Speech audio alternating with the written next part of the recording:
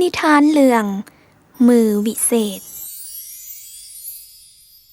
ครอบครัวหนึ่งอาศัยอยู่ชนบทพวกเขามีลูกชายชื่อว่าบุญหลาย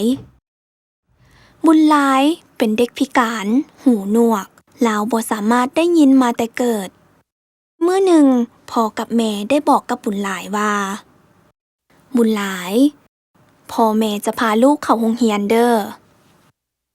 บุญหลายมีความกังวลหลายเมื่อฮู้ว่าตนเองจะได้เข้าโรงเรียนพอลาวอายหมู่และย่านบ่สามารถจะสื่อสารกับหมู่ได้พ่อแม่ของบุญหลายได้ปลอบใจและให้กำลังใจลาวเฮ็ดให้ลาวมีความมั่นใจ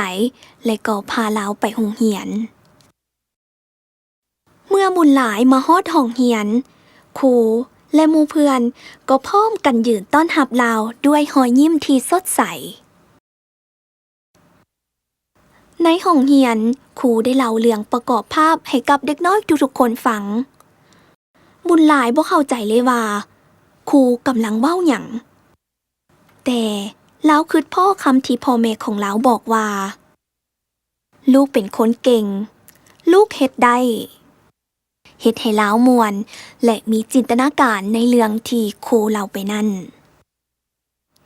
ทุกๆมื้อบุญหลายได้เรียนรู้หลายขึ้นและได้เริ่มลิ้นกับหมู่เพื่อนมื้อหนึ่งในขณะที่บุญหลายนั่งกับหมู่อยู่ก้องห่มไม้ลาวได้เฮ็ดท่าทางด้วยท่ามือให้หมู่ของลาวเบิ่งในทุกๆสิ่งที่ลาวต้องการอยากจะบอกเมื่อหมู่คนอื่นๆเห็นก็เกิดมีความสนใจและอยากจะเฮ็ดคือกันกับลาว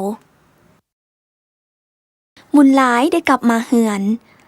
ลาวได้บอกให้พ่อแม่ฮู้ในสิ่งที่ลาวเฮ็ดได้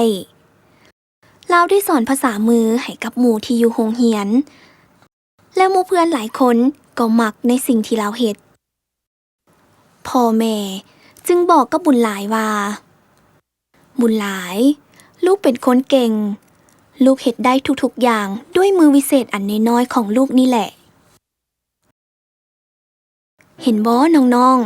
ๆถึงว่าบุญหลายลาวจะบ่ได้ยินแต่ลาวก็สามารถสื่อสารกับหมู่เพื่อนได้ถึงว่าบุญหลายจะบ่ได้ยินลาวก็สามารถเฮ็ดหลายสิ่งหลายอย่างคือกับคนอื่นได้และน้องๆเด๋เฮ็ดได้คือกับบุญหลายบ่